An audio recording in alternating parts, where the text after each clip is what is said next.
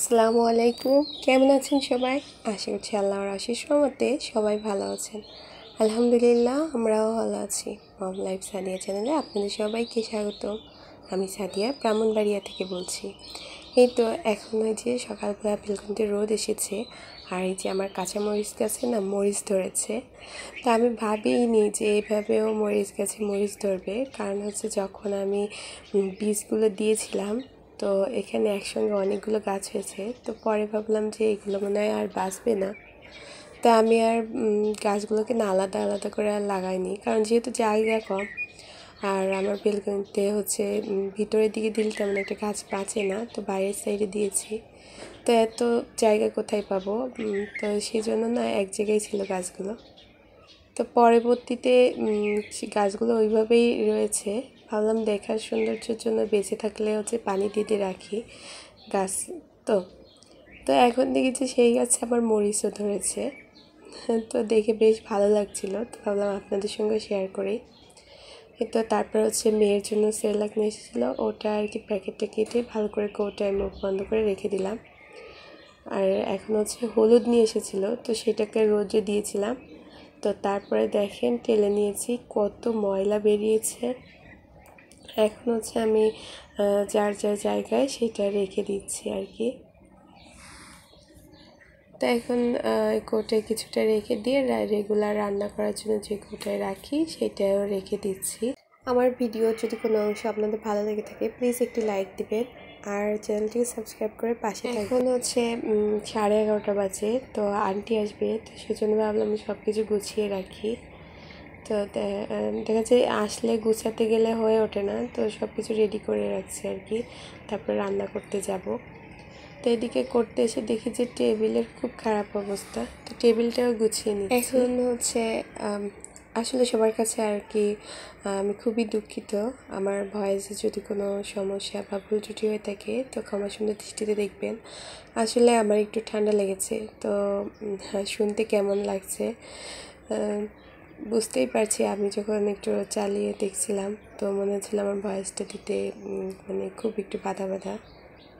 যাই হোক, এখন হচ্ছে এই যে শোকেসের এই সাইডেও খুব ময়লা পড়েছে, আর এই রুমগুলোতে ধুলাবালি আসতেই থাকে, বুঝতেই পারি না যে কোথা থেকে আসে। প্রতিদিন মুছি, তারপরও দেখা যায় যে ধুলাবালি আসতেই থাকে। আর এখন হচ্ছে দুপুরে রান্নায় চলে এসেছি। তো এখানে হচ্ছে মাগুর মাছ আর কি, তো এটা ভিজিয়েছি, মিডিয়াম সাইজেরই ছিল, ক্যামেরায় হয়তো ছোটো দেখাচ্ছে। আর এটা হচ্ছে পাকা পেঁপে, গাছ পাকা পেঁপেই আমাকে আন্টি দিয়েছিলেন, তো বাচ্চাদের কেটে দিয়েছি। আর এখানে তো প্লেটগুলোকেও গুছিয়ে নিয়েছি। তো বাচ্চারা পেঁপে খেতে লাগছে, আর এই সাইডে ভাবলাম ওদের জন্য নুডলস রান্না করে দিই। তো নুডলস রান্না করছি, দেখা যাক কতটুকু খায়, বাকিটা সন্ধ্যার নাস্তায় খাবে। আজকে আমার সঙ্গে এমন একটা কাজ হয়েছে, আমি একদমই ভাবিনি নুডলস রান্না করতে এসে আর কি। ভেবেছিলাম শর্টকাটে খুবই দ্রুতভাবে রান্না করব, তো সেইটা করতে গিয়ে মানে এমন অবস্থা, মনে হচ্ছিল যেন আমি আজকে নতুন রান্না করছি, এর আগে পিছে কখনো মনে হয় নুডলস রান্না করিনি।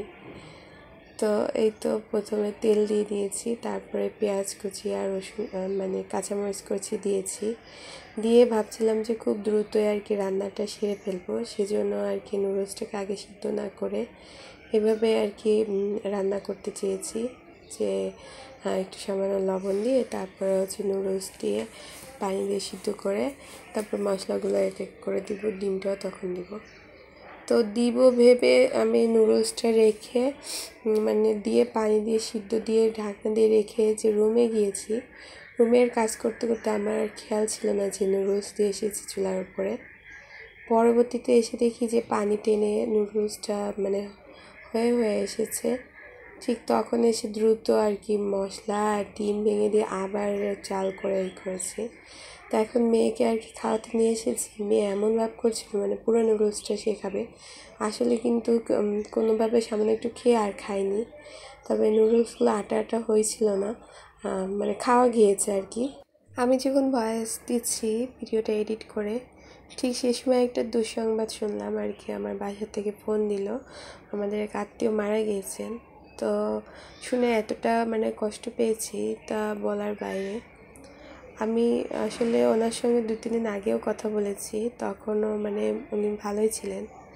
তবে 1-2 দিনের মধ্যে উনি এভাবে মারা যাবেন সেটা কখনোই ভাবিনি। শুনেছিলাম উনি অসুস্থ হয়েছেন।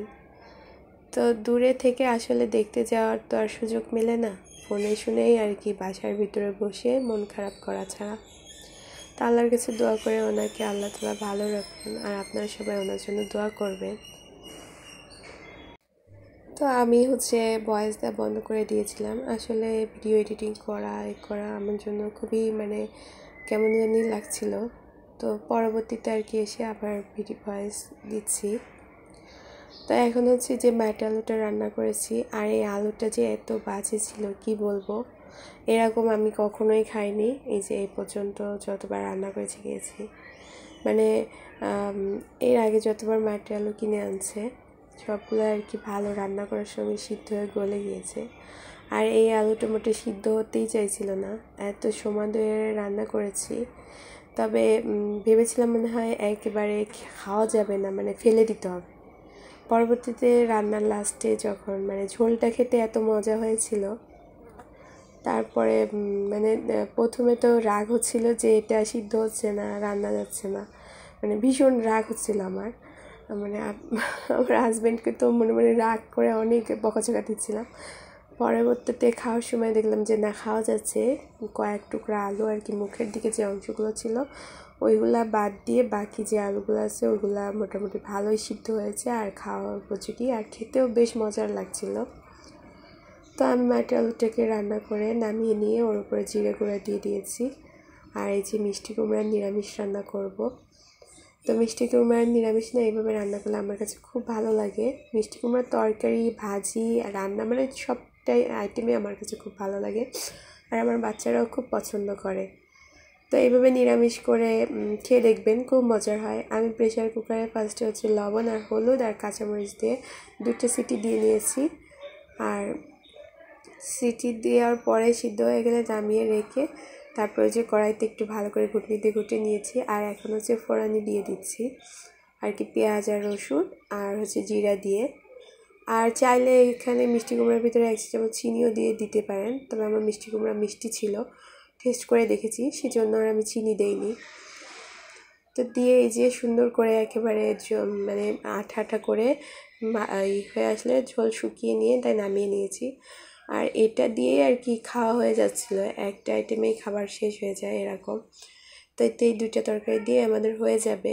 আসলে বেশি বেশি রান্না করে পরের দিন বাসি তরকারি না খেয়ে এইভাবে আমি আর কি রান্না করে নিই, যতটা আমাদের প্রয়োজন আজকের জন্য হয়ে যাবে রাত্রে দুপুরে। আর রাত্রে দেখা যায় দুধ থাকে, তো এই জন্য আর কি আর কোনো আইটেম বাড়াইনি। তো টেবিলে খাবার গুছিয়ে রেখে এখন রান্না করেছি, তো চুলার সাইডগুলো ভালো করে পরিষ্কার করে নিচ্ছি আর কি, ভীম দিয়ে আর কি ডলে ডলে আর কি পরিষ্কার করে নিচ্ছি। চুলাটাকেও মুছে নিচ্ছি। আসলে প্রতিদিন কিন্তু এরকম যে রান্নার পরে করে নিতে পারি এমনটা হয়ে ওঠে না, তবে আজকে একটু সুযোগ পেয়েছি তো করে নিচ্ছি। আর তাছাড়া আমি সকালে রান্নার আগে এসে সব কিছু পরিষ্কার করে নিই, তো এই জন্য চাপটা একটু কমই থাকে। তো সব কিছু গুছিয়ে নিয়ে এখানেই বিদায় নিচ্ছি। সবাই ভালো থাকুন, সুস্থ থাকুন, আল্লাহ হাফেজ।